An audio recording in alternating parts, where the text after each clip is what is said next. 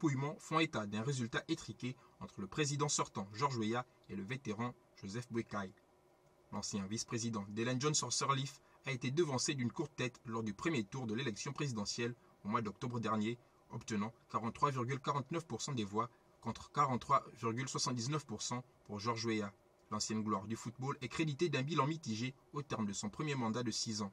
Ses partisans louent son action sociale, accès à l'éducation, électrification des ménages ou encore construction des hôpitaux.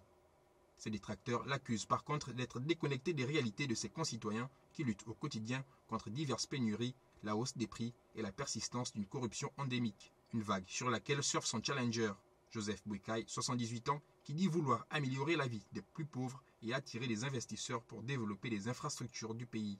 Les deux camps sont à couteau tiré et se sont accusés mutuellement de violence entre les deux tours. La communauté économique des États d'Afrique de l'Ouest, CEDEAO, a mis en garde les différents protagonistes et a indiqué qu'elle tiendra les auteurs de troubles et de violences pour responsables. La commission électorale dispose de 2 semaines pour publier les résultats. Mais selon Samuel Cole, un des responsables,